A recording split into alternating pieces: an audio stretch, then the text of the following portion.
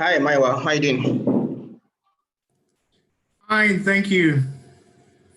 Okay, good. Thanks. So I think we can just start, and Okay. the others will join us. We Okay. already have some people in the house. Okay.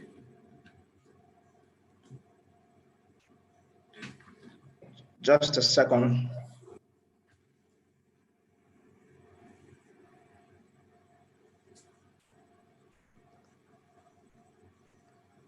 Okay, so thank you everybody for this session. I have Mayowa Owoeye with me, and I'm sure it's going to be a worthwhile session.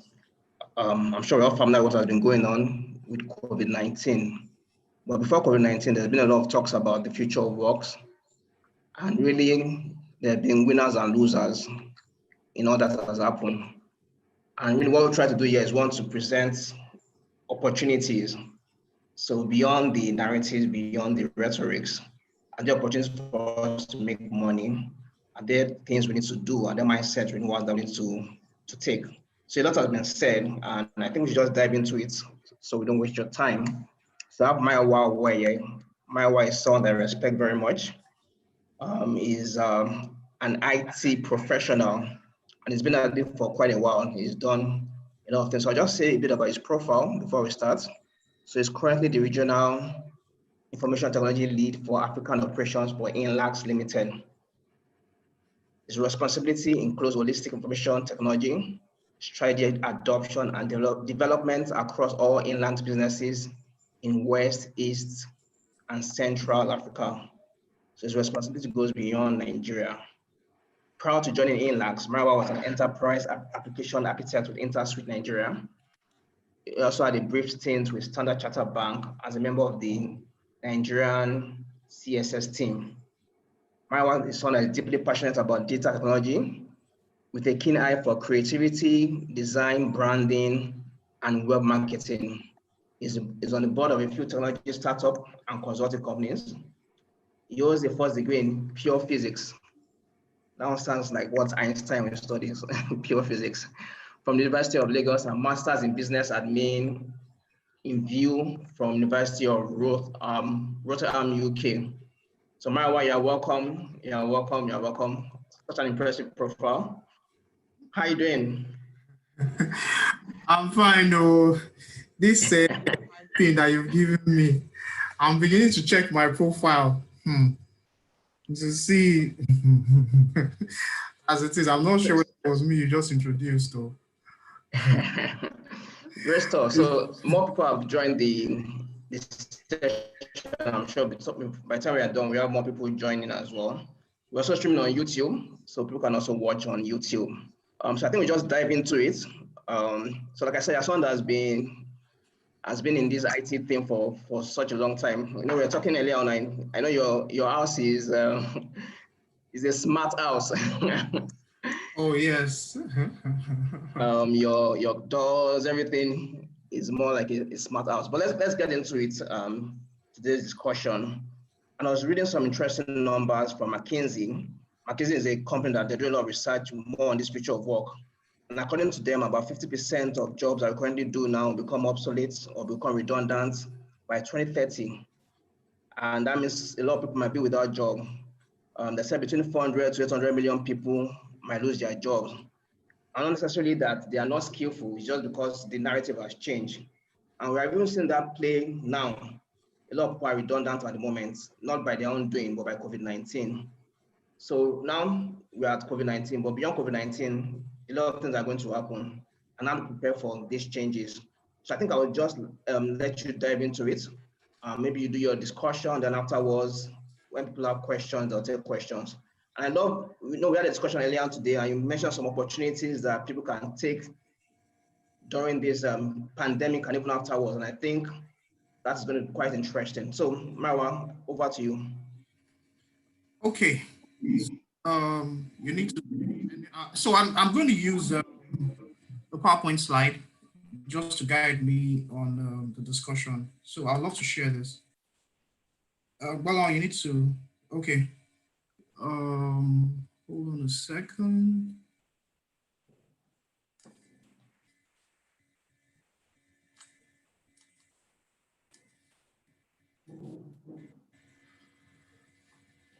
Okay.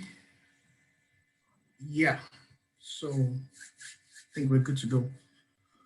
Okay. So thanks for the introduction, but yeah, it's nice to be here. Nice to be on this series with you. I saw the last one you did. I was it was explosive, yet quite insightful and all of that. So without further ado, I'm going to start with the agenda. Okay.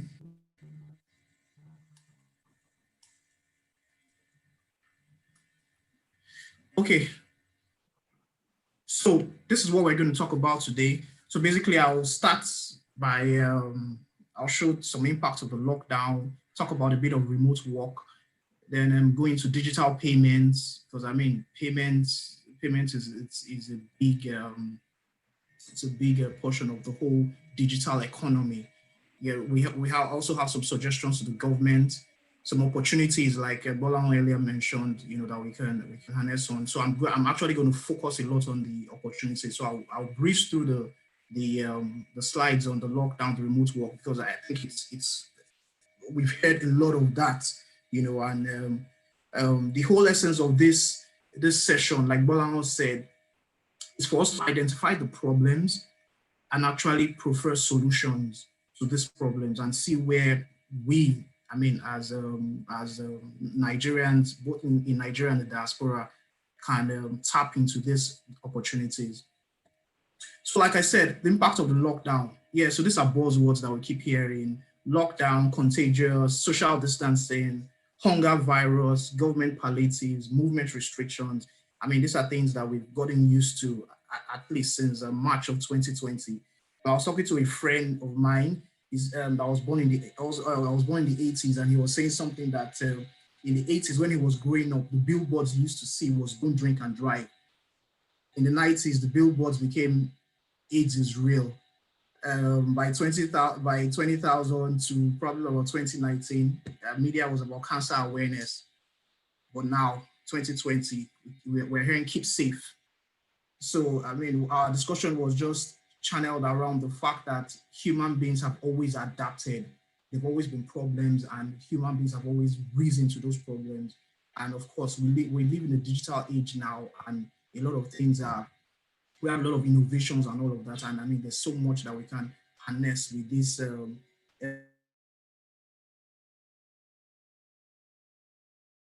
of the human and economic business impact. This was from the Business Day Digital Dialogue. It's a report by KPMG. And as at April, we had 5.4 million confirmed cases. I mean, 346,000 deaths and 2.2 million recoveries.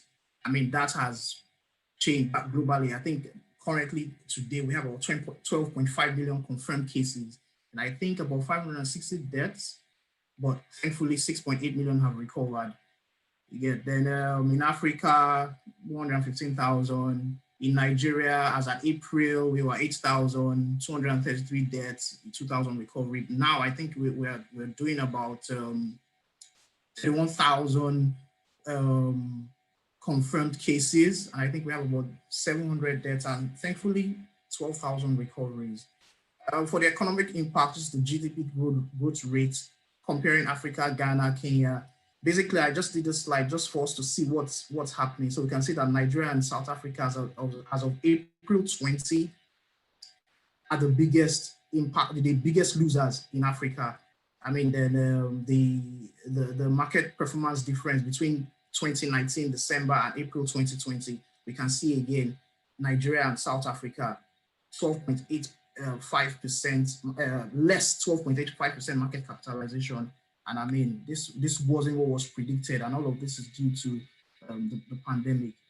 Also, a brief analysis into the S&P 500. S&P is basically Standard and Poor, and what this does is tracks the stocks of the 500 largest market cap in the US. And we can see again that the software and digital marketing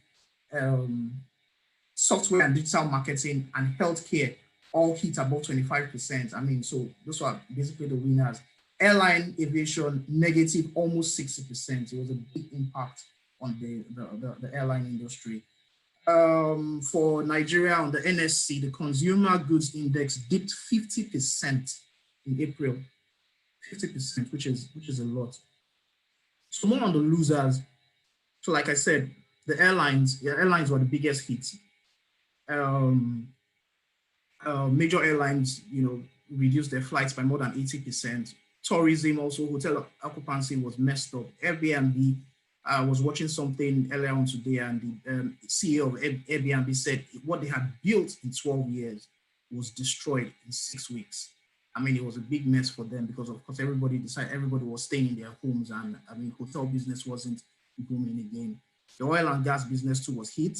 I mean, I think as of today, WTI is $40 per barrel. Brent is about $43. I mean, there was a time it hit. I think it was about April. It hit about $30. Sports and entertainment too are not left out of the losers. From all we know, that the Premier League, was down for a bit, and I mean, this is just a brief analysis of some of the losers. There were more losers, and all. Yeah, so like I said, I'll also talk about the impact on remote work. I mean, we could see companies like Andela.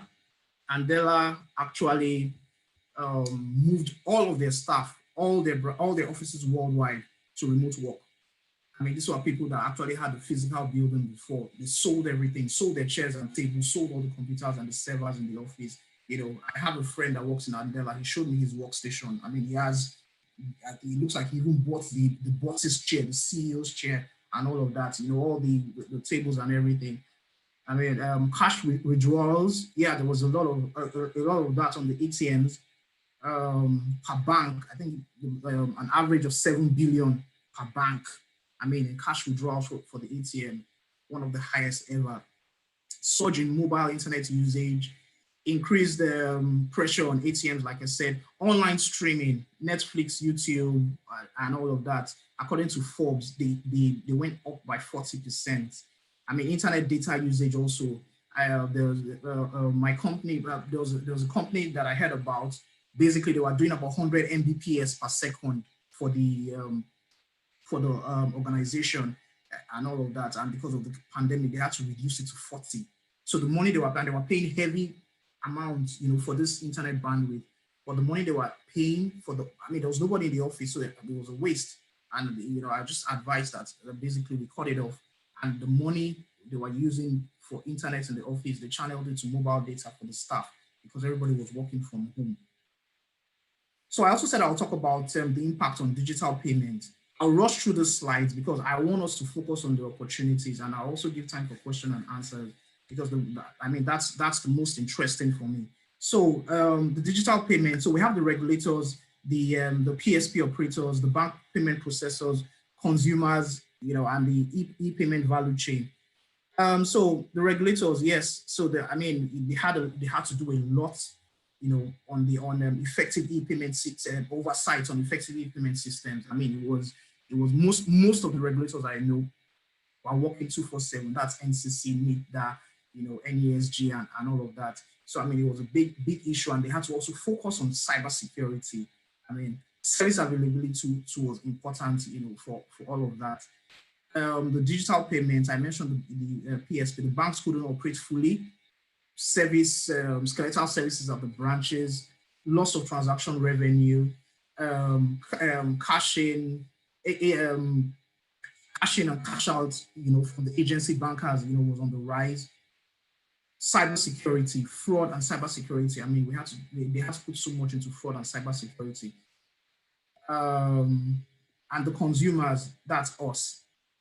Basically, we had to focus on online payments. We did a lot of e-commerce transactions. I mean, I know for Jumia and Konga, everybody wanted to order stuff online. We had our local food market was doing online delivery. I mean, and this is like just the market down the street. They went full into e-commerce. They invested in a lot of bikes, and online channels. Flutterwave actually came up with a very innovative solution So Further Wave came out with something with Instagram. So basically, you can upload your products on Instagram, and those products, with each product, you can generate a payment link. So basically, what happens is that you see a product on Instagram, and you click on it, and there's a link for you to pay. So I mean, that actually reduced the dependence on actual e-commerce sites where you have to integrate with payment channels and all of that. That was a very innovative solution. Like I said, ATM services. I mean, we couldn't overemphasize the use of ATMs this period. Cashless type transactions, and again, increase in online fraud. I mean, I'm sure you guys all heard about the Hush Puppy saga. I mean, it was a big issue, and it was basically online fraud, and it was actually as a result of the COVID-19 panic. I mean, so these are things that these are opportunity areas, and these are things that cause problems, and of course, wherever there are problems, there are opportunities. So like I said, so I think I've gone through all of this. Higher SLAs. I mean, consumers wanted the same day delivery. I mean, I can't count the number of times I made orders online, and and the first thing I'm asking for is like, can you deliver today? Everybody's on the lockdown. There's no hold up. We want this thing delivered today. Teleconferencing. I mean, we're having this meeting today by teleconferencing.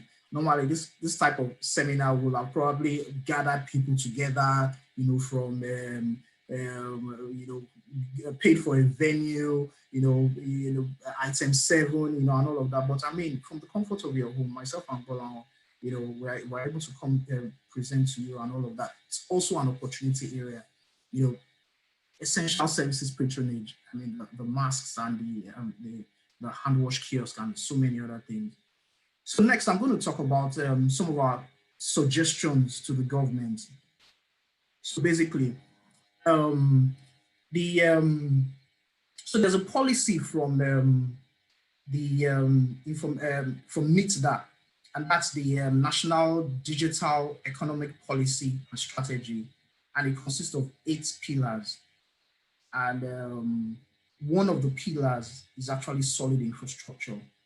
And what solid infrastructure addresses, basically, so basically it was a strategy from the government to digitize the economy, to fully digitize the economy by 2030. So it was a 10-year plan, or it is a 10-year plan that was introduced early this year, and the different pillars, from the software, services, information, solid infrastructure, soft infrastructure, and so basically 8 pillars. And our proposal to the government basically is to focus on solid infrastructure.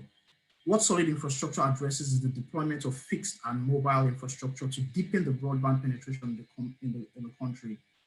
So as an offshoot of this, I don't know if I noticed in Victoria Island, there's some term workers working, and they're actually laying cables all over Victoria Island. And I did a little bit of research into that, and I found out that the government is actually investing into co-locating all of the fiber optic links in Lagos. And they're starting with Lagos and are going to spread them throughout the federation.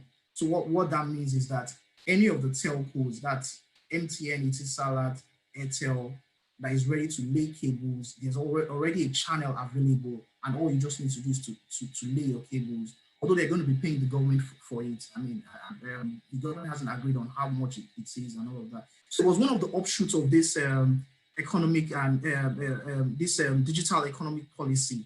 It's a strategy to enhance broadband. If we look at the statistics, Nigeria, we're really lacking on bandwidth. The bandwidth is a big issue. I mean, it's just recently that a few fiber networks came, and you could actually have cable, which is fast. When you say fast broadband internet, yes, we still pay so much to the mobile networks for data and all of that. And basically, what we're trying to say is that the government wants to focus on local content development, innovation, and entrepreneurship.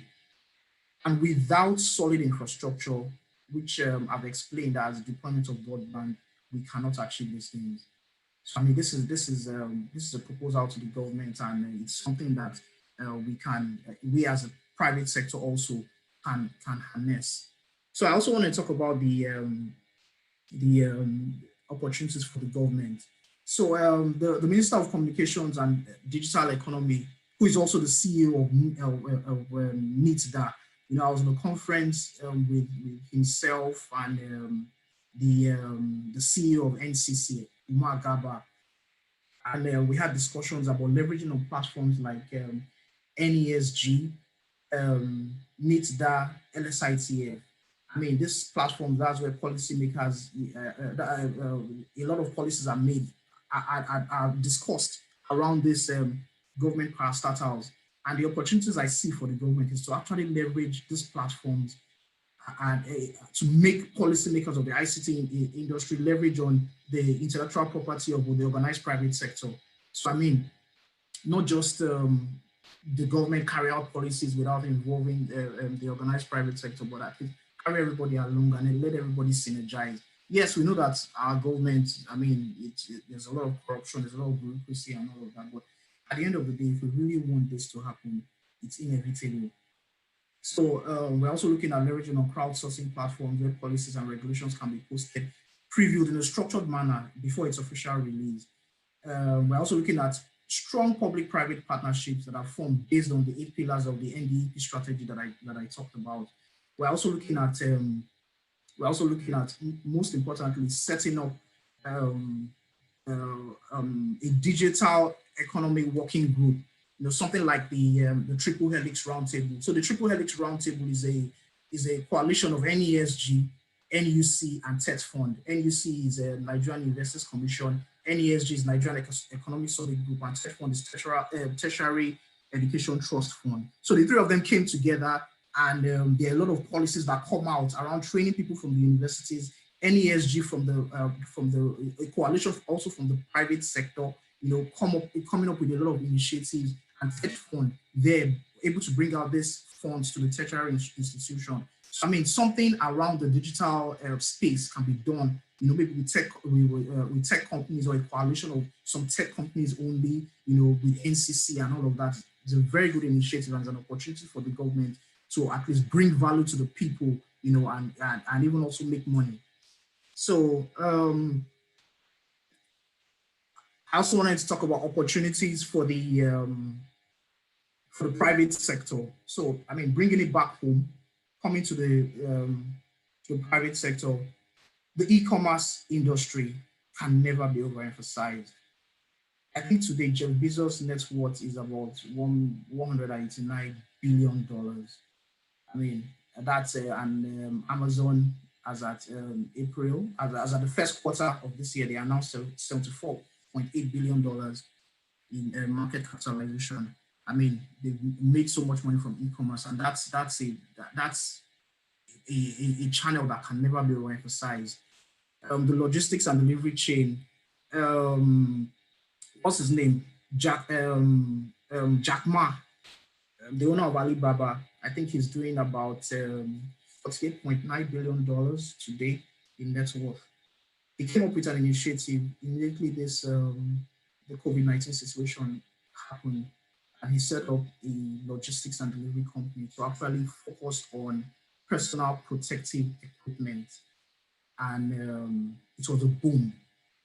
In 9 days, they received over 7,000 calls from people all over the world. I think one of the airplanes from the logistics company came into Nigeria, a full airplane with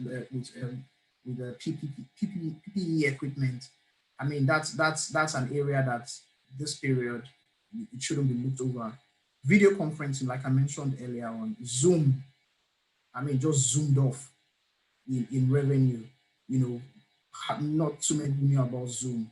My parents, my dad, I mean, knew nothing about Zoom. And today he's telling me that he's attending prayer meetings on Zoom. He's doing this on Zoom. He's telling me I should call him on Google Duo. And I'm like, who's teaching you all these things? I mean, and all these things is revenue. All this is revenue for this organization. And there are different ways. My next slide, I'll talk about different ways that we can actually leverage on this platform, to make money, basically.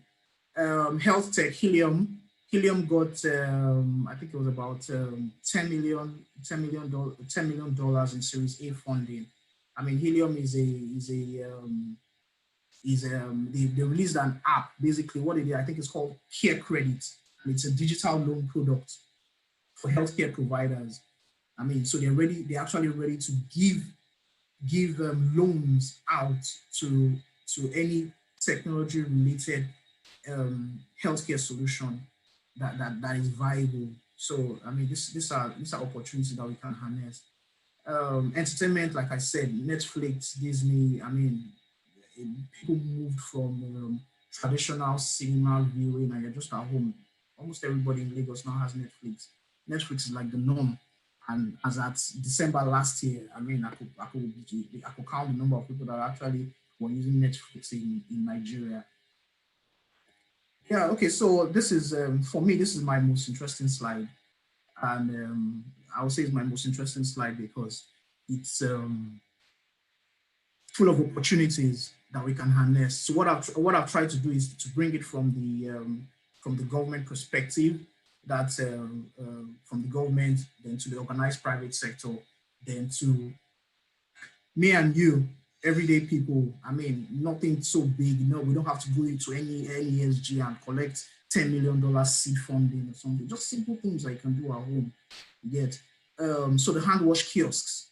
I mean, this was an innovative solution that came from Inlax Limited, and basically this thing costs. So I think Inlax is providing it for about maybe 250,000 for one, and of course that's the cost price, but it can also be negotiable. It can be negotiable, and basically you can even mark it up, and all of that, So it was an initiative for staff actually, to allow staff make sales during the pandemic and all of that. So what they did was they allowed us to mark up, and some people sold for 300, some people sold for 350. I saw quite a number of proposals and all that. It's a very innovative solution. It doesn't require any batteries or electrical components. It's simple. It's all you need is your foot. It's contactless basically. So I mean, you don't use your hands, but you use your feet, and very easy to install. The trendy face masks. So when people were sitting at home and complaining that there was no work and all of that, the tailors, a few tailors, not everybody, went to the drawing board. They didn't have, even the markets were not open and they didn't have the opportunity to buy material. So basically all the pieces of material and cloth, left behind during before the pandemic, they were able to use it and come up with 20 face masks, very innovative solution. Face mask, I mean, I'm sure everybody looks at it like cliche and looks at it like, okay, everybody's doing face mask, why should I do that? But there's a market in it. I mean, people, as it says, it's part of the new norm. People are always going to be wearing face masks. It's going to be a norm, and people always buy face masks. Online learning. A friend of mine, she's a teacher, she's a maths teacher, and what happened was that her school wasn't in session, so they were on a compulsory leave and all of that. And she just thought about it and came up with an initiative. She didn't even teach maths. I think it was maybe diction, something related to diction or that sort. And what she did was that she gathered 20 people for a 2-week session, 20 children for a 2-week session, and she charged each of them 20,000 naira. And so 20,000 times 20 people is 400,000. So in a month, and the cost ran 2 weeks, so twice in a month. So in a month, she was getting 800,000 naira. I mean, she could never have dreamt of that as salary. So I mean, and it doesn't have to be. You don't even have to be a teacher. It could be any skill that you have. I mean, anything that your craft, something you're good at.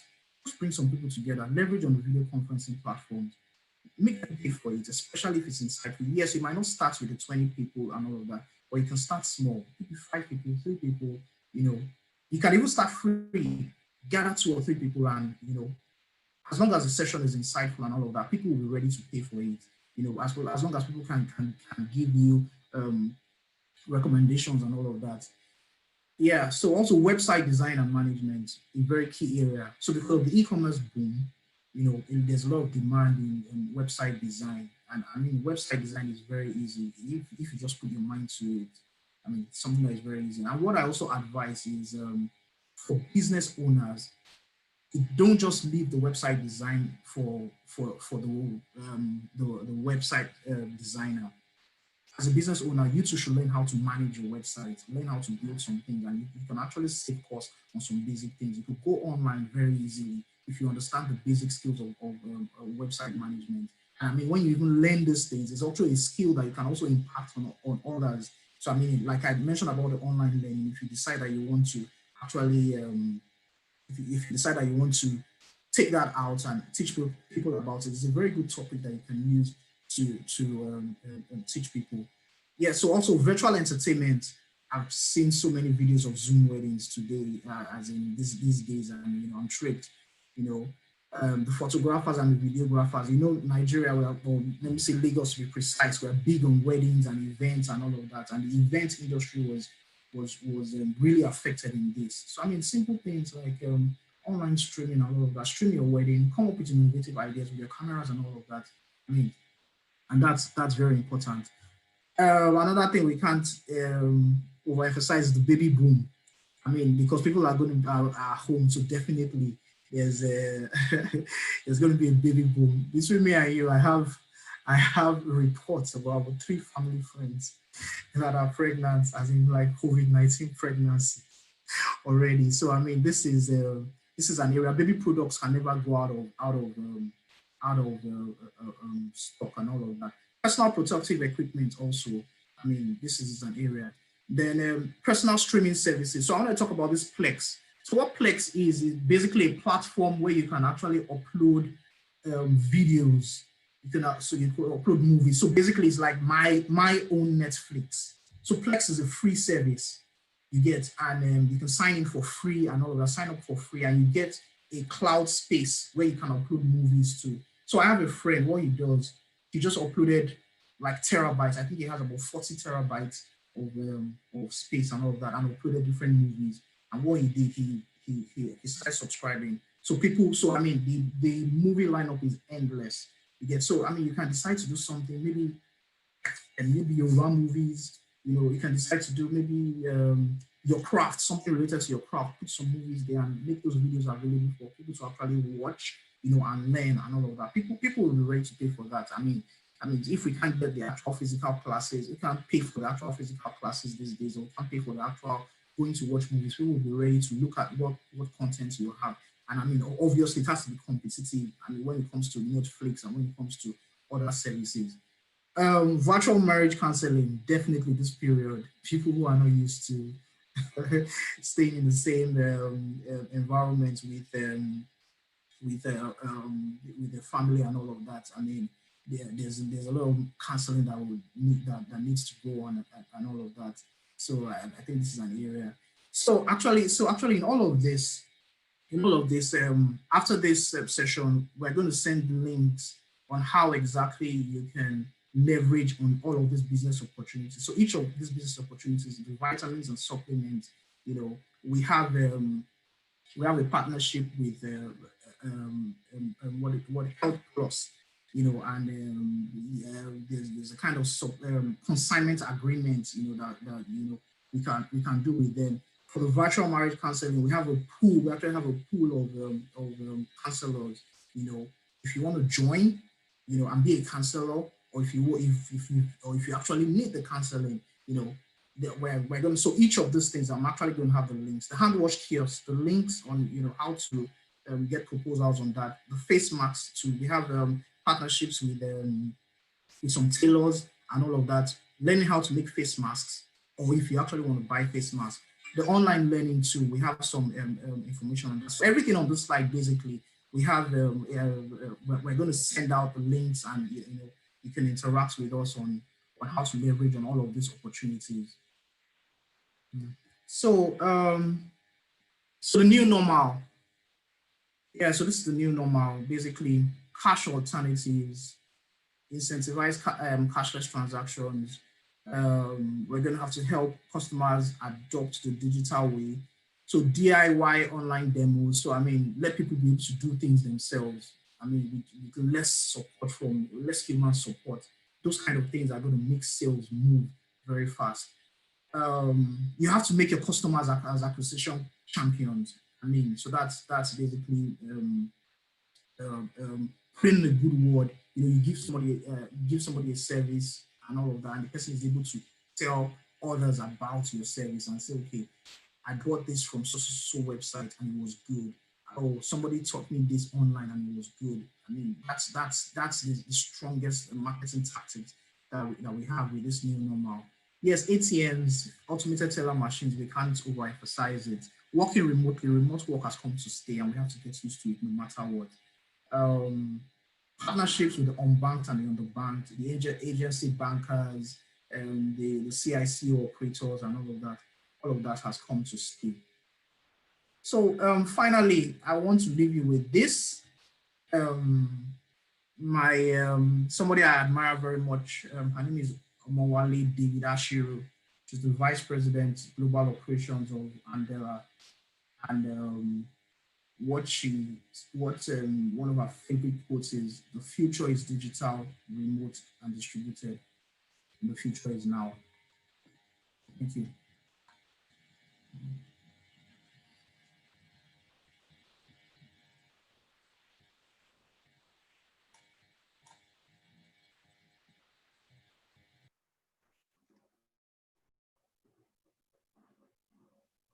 Thank you, Mayowa. Okay.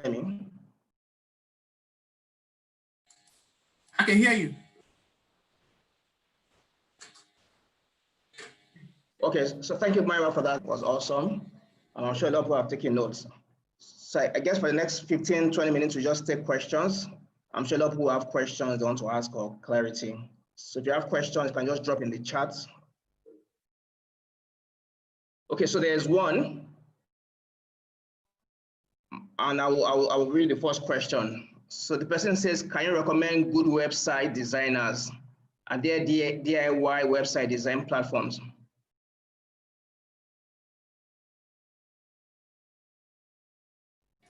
Okay, yeah, sure, definitely. So like I said earlier on, we're going to send out links for all those who registered. For all of the websites. I mean, for all of the opportunities on the last slide. Let me go back to the slide. So yes, good website designers for e-commerce, corporate websites, integration with payment channels, simple websites at an affordable price. I mean, so yes, definitely we have that, and we'll send links on that out. Okay. Great. So I have another question, and this from so the person is saying, what do you think about building home offices for people as a business opportunity? Yeah, so I guess that's, hey, sorry, Bola, I didn't get that. You're breaking.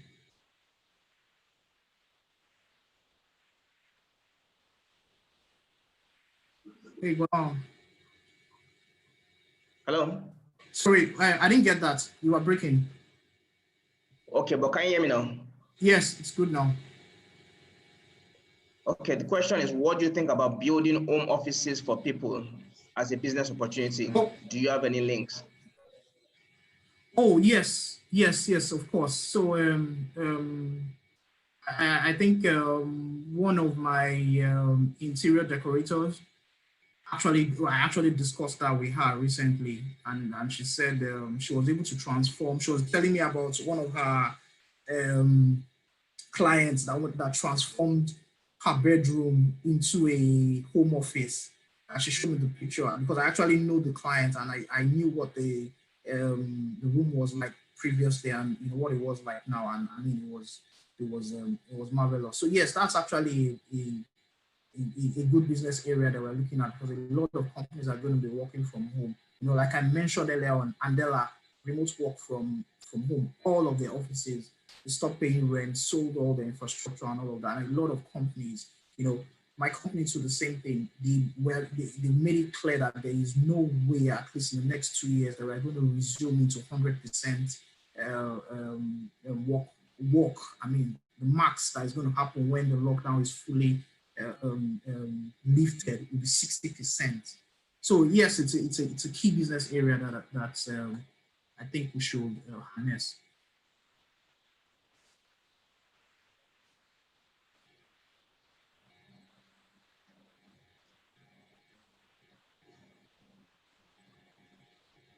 Okay, great, great, great. Thanks for that.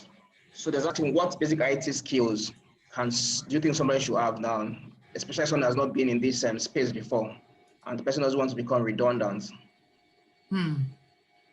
Okay, so I had this question. I had one of my friends call me from US about this recently. So I mean, she's an HR professional. When she was here, she's an HR professional, and I think she teaches now. And she was asking me about cloud computing, and she wanted to learn it, as in it was something that she was really interested in learning, So I gave her some advice on it, and told her where to start. I mean, cloud computing is large. There are a lot of opportunities around cloud computing. I mean, even e-commerce websites, managing an e-commerce website is actually cloud computing in itself. So there's so many things that you can do, with the cloud. Basically, what the cloud is a location, a central location where everybody can access information. So basically, even your emails is the cloud, So from the technical side, cloud computing is actually is closer to having servers, in a remote location where you can easily access, and you can actually have different resources. I mean, you could access different resources remotely from there. So yes, basic IT skills, like I said, cloud computing is a very simple skill. Website design is a very easy skill to learn. And like I said earlier on, we're looking at um, your own small business, managing your own small business. Simple IT skills. You should understand it. In my place of work, so what I do is I manage a team of support technicians, and we noticed that there was a reduction in requests for IT support. And the team was actually able to focus on projects, during this COVID-19 period. So what that taught us is that, our staff had actually ramped up themselves due to the situation of things. I mean, there's no IT support to call you that my computer is not working, my mouse is not working, and all of that. So they were able to ramp up themselves, and, staff are able to do basic IT operations by themselves. And between me and you, technology is imperative.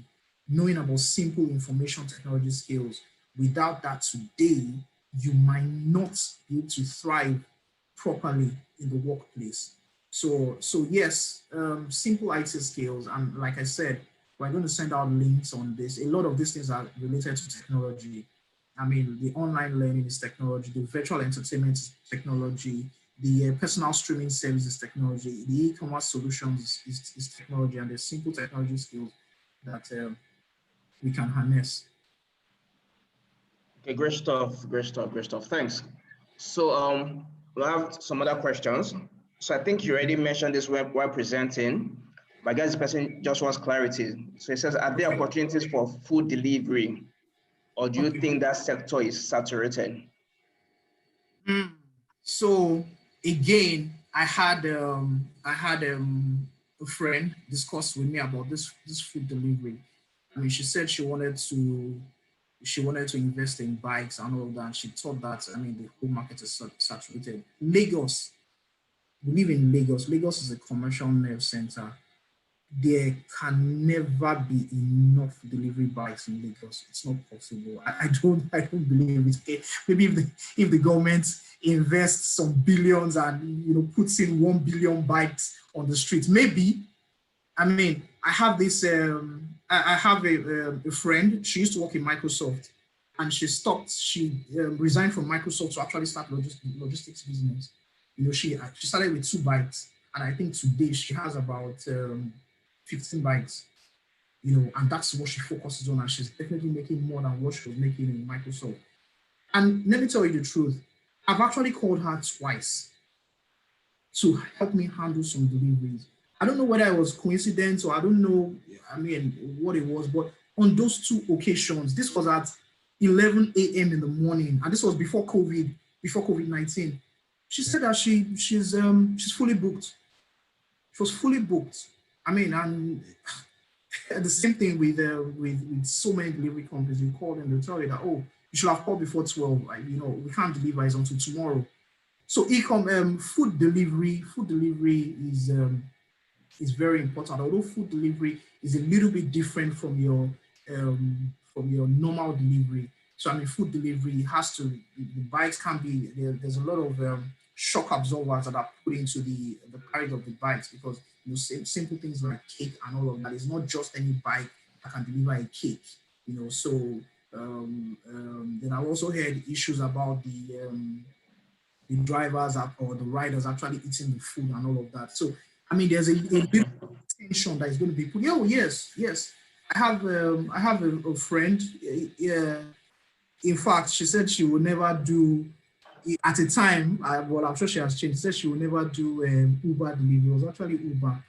She put rice. She's a caterer. She put rice and chicken and all of that. And the guy actually removed 3 pieces of chicken from the delivery. I mean, it was a trip. I couldn't believe when she was telling me. But I'm sure she will have changed now and all of that. So yes, a little more attention has to be put in food delivery.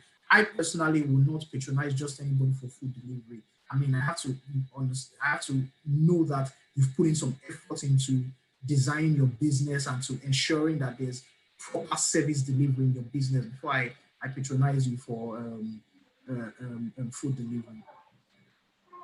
Great stuff. So there's another question here, but I think you already answered it. Okay. So the person is asking, what are the most relevant digital skills for entrepreneurs now?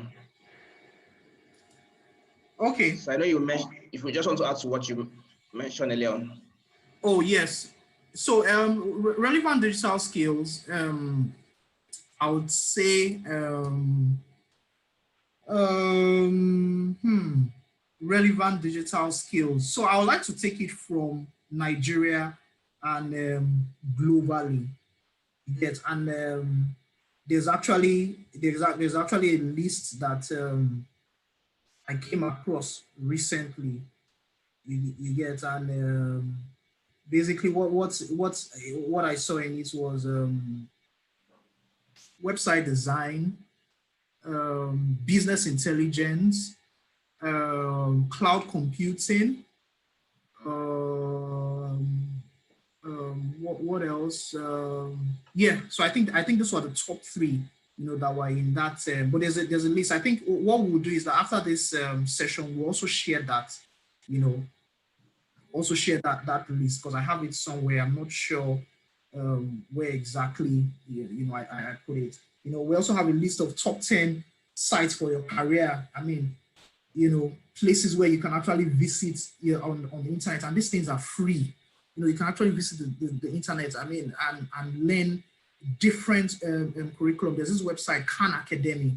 You know, Khan Academy, a lot of people don't know about it, but it's actually loaded. I mean, even for children, you know. So recently I was discussing with a friend of mine, and he was talking about actually building a platform where Nigerian children can learn. So he was looking at disrupting the education sector. That's the primary education sector. So basically, you know, the schools, Lagos schools. I mean, I'm sure a lot of us know what Lagos schools charge for, you know, for the primary school children and all of that, and they have to keep their head above water because they have to maintain a proper building space and all of that. And I mean, looking at an opportunity in that area, if me and you can come up, you know, with an initiative, get a couple of teachers together, you know, and we're able to teach the proper subjects. I mean, experienced teachers were able to teach the proper subjects online and deliver this in a well-structured manner. This is a big opportunity for us, and we can disrupt the educational sector, because I mean, we're not looking at maintaining buildings, we're not looking at paying salaries of administrative workers and teachers all over the place and all of that. We're not looking at maintaining a football field. All we're just doing is delivering education. So, I mean, that's a relevant IT skill. Okay, so I found the list I was looking for. So 10 skills in demand: machine learning, mobile development, SEO and SCM marketing. So what SEO marketing basically is Google search. So basically, there are ways that when you build your website or when you build your products, you can actually optimize it on Google. There's some particular keywords that you optimize that when you type in those keywords, you can search for, you can find your business. So I mean, people believe that, I mean, when you design a website, that's just it. You just put it on the internet and that's it, and everybody can view it. No, there's also a skill. It's actually a skill, and that SEO skill is not, you have to monitor it. It depends on, there are a lot of dependence on it. So that's a skill, and it's a very easy skill to learn if you just dedicate time to it. I mean, that's a skill that it's hot. Data visualization. So, I mean, I'm sure you saw some of my slides. You know, I was able to do some analysis on the S&P 500, the Nigerian Stock Exchange, and all of that. A lot of people want to make business decisions, and if they can't see proper business intelligence from this data visualization, I mean, it's a problem for them. And if you could also deliver that, if you could tell CEOs that, okay, your finance application, and I can connect it to a data visualization application for you to see, you know, firsthand, or for you to pull reports, you know, for the company and all of that. It's a very strong area. On my team today, I have someone that is dedicated to business intelligence. So what she does for me on my team is just pull out reports.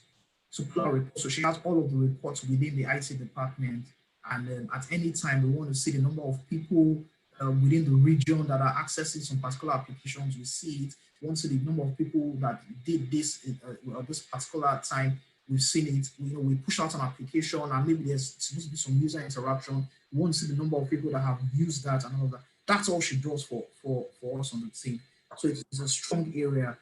Data engineering, yes, is also very similar to data visualization. UI and user interface and user experience design, very important also. Cybersecurity. So in my slides, I talked about cybersecurity a lot. I mean, cybersecurity is very, very important. We all know the story of Hush Puppy and see how he was able to scam, you know, billions of dollars and all of that. I also had a company then. So there's this.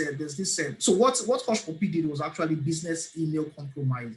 So what happens? And business email compromise, there's no antivirus or anything that you can really do about it, because it's proper human interaction. It's a proper email. He sent a proper email, you know, and he was able to impersonate people within the organization and all of that. But I mean, a cybersecurity expert can, you know, put in some algorithms, and, you know, basically there's some mail and there's some things that, you know, you can check for, and the mail can be flagged. So the thing is that obviously there'll be false positives. Sometimes all of these things will be flagged, and there won't be really a problem there and all of that. But better safe than sorry. So cloud computing, I had mentioned that, blockchain, and then number 10, IoT. So IoT is part of what you were talking about when you introduced me, talking about smart homes. So like today I live in a smart home. A lot of my things are voice controlled. Again, my lights, you know, I'm able to monitor my kids remotely. You know, my TV, you know, is voice controlled. I have a smart lock also. If someone comes to my house, you know, I can unlock the door for the person. You know, I have a guard in my house. If there's some particular doors I watch, you know, and I've set algorithms to particular times that if this door is not locked at this particular time, alert me on my mobile phone. So, you know, simple things like that, simple solutions are around the Internet of Things. So I'm going to send this list. So this list contains the top 10 career sites for your career, top 10 skills in demand, you know, the 11 sites for free online education, you know. Then another thing I didn't mention in my slide is Microsoft Excel. Microsoft Excel is a very, very strong tool. And today's working environment, you need Microsoft Excel. So I'm going to send 10 sites you can use to learn Microsoft Excel for free. You get 10 sites to also review your resume for free, 10 sites for interview preparation. Thank you. Awesome. Some mentioned that data analytics is also an important skill set. Okay. That data is in your oil. Yeah, definitely. Okay, so somebody's asking, how can one go into building your own business for people as a business? A home business. Okay. Okay, interesting. Building a home business. You can start here. I mean, look at the slide that shows the opportunities. You can start here, really. And just so I guess that will involve some business intelligence. There's no one size fits all for that kind of thing. You know, look at the person, look at the location where the person is, look at the opportunities, you know. So I think that would be more of an advisory stroke consulting role you get. And I say that, okay, for example, you live in Lagos. So like I mentioned, Lagos is a commercial nerve center. You live in Lagos. People want things delivered. You can start with a logistics business. Or maybe you live in Abuja. You know, there are a lot of government parastatals, and there's a lot of manual work that is done, you know, in the government. You know how our government is today. You can start with automation, you know, sit at home and just automate different processes. So yeah, I think there won't be any one size fits all to building a home building a home business for someone as a business. You know, it's more of a consulting, you know, analytics and practice. Okay, great stuff. Great stuff. So so someone is asking about 5G. Okay. No, there's been a lot of discussion about 5G, Yeah. whether it's because of the corona and all that. But really, what are the pros and cons of 5G? So in terms of the opportunities, how is 5G going to enable businesses if it's deployed? So the pros and cons, and really, what are your thoughts generally on the 5G? Okay, so 5G. So I was actually in that same seminar that I was with Pantami. Pantami is the CEO of the CEO of NCC. You know, and he said it hasn't been commissioned yet. 5G hasn't been commissioned yet. But I also told you about the project of the Lagos State government that already laying cables, and they plan to spread this across the federation. That's also in preparation for 5G actually. So when 5G comes and all of that, they can also pass through that channel. So my thoughts on 5G. I mean, yeah, I'm sure a lot of us here are well educated now, you know, compared to, I think it was April or February when, you know, the trends were going on about how harmful 5G is and all of that. Yes, 5G is a microwave technology, but you can't. It's not like you have 5G and it can actually affect you directly.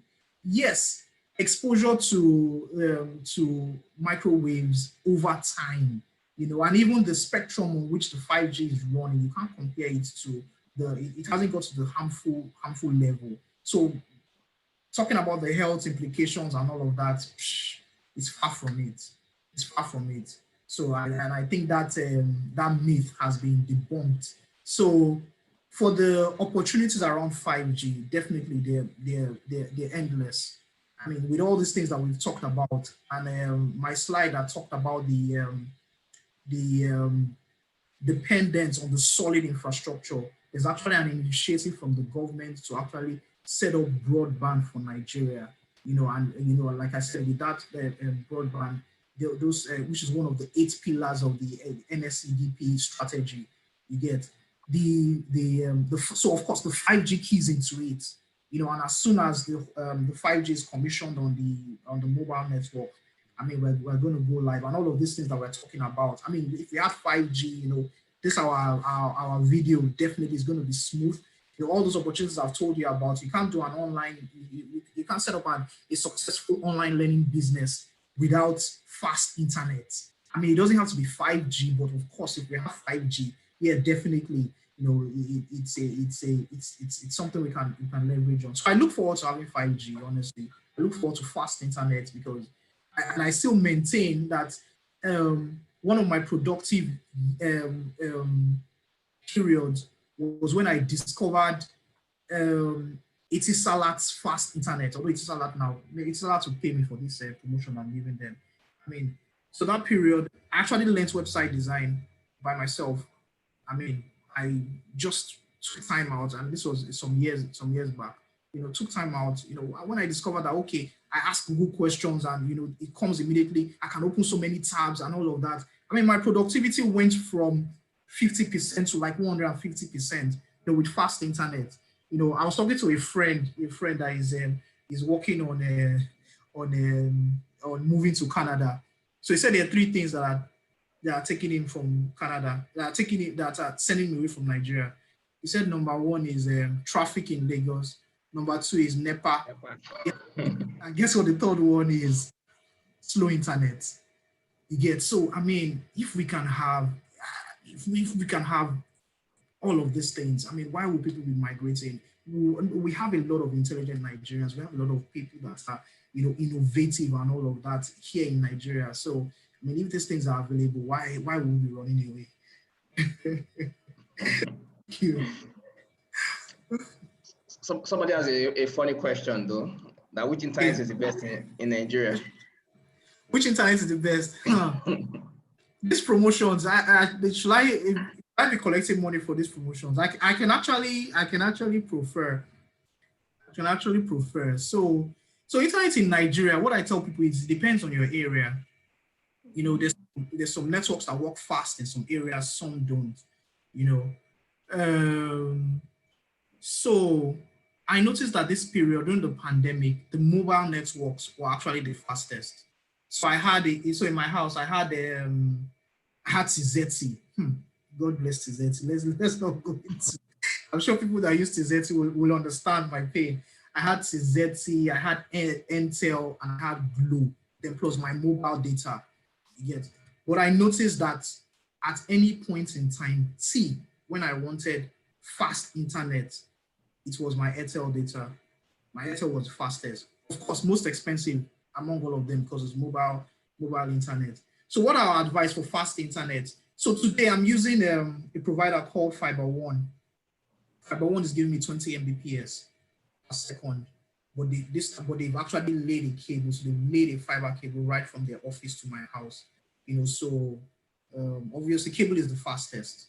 Cable is definitely more efficient than wireless. So my advice to the person depends on your area. First of all, find out if there's any fiber connectivity in your area. So this period that we're working on, we're doing work from home and all of that. You don't really need mobile internet. If you can get good internet in your house, I mean, 50% of your internet problems are solved.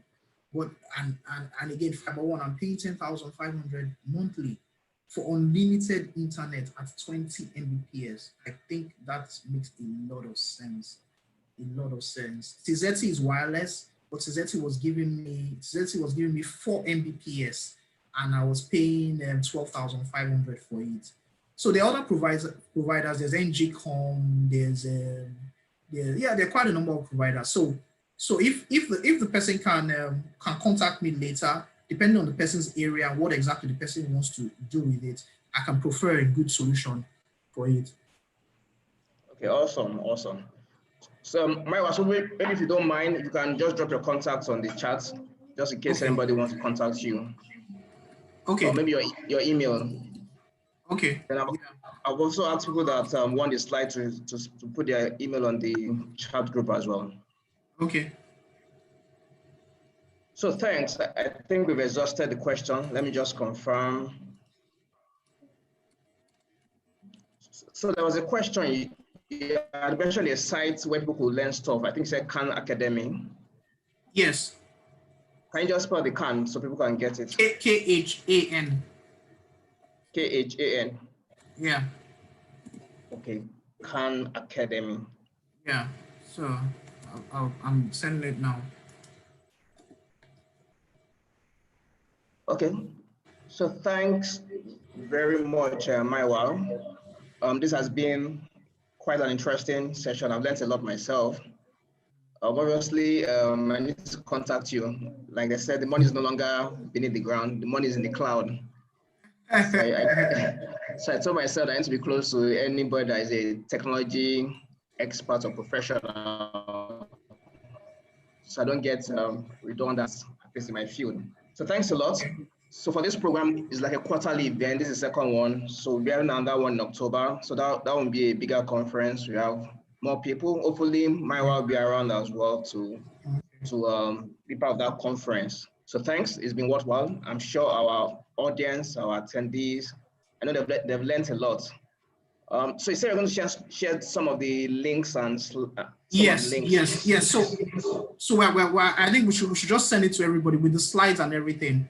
So we'll just send those links to everyone. Yeah. Then the video will be on YouTube. So I guess people can also watch it on YouTube as well. Okay. So thanks, Mayowa. I think in the absence of any other question, I think we can call it a day. And just to thanking all the attendees. Thanks for your time. People were quite prompt. They came in on time, and of course, a lot of people waited to the end. And I'm sure it's quite engaging, quite interesting. Questions were thought-provoking. So thanks, Mayowa. Thanks everybody for participating. Look forward to our next conference on the future of work and money. And please don't forget to send your emails so we can share. Yes, I've done. I did that already.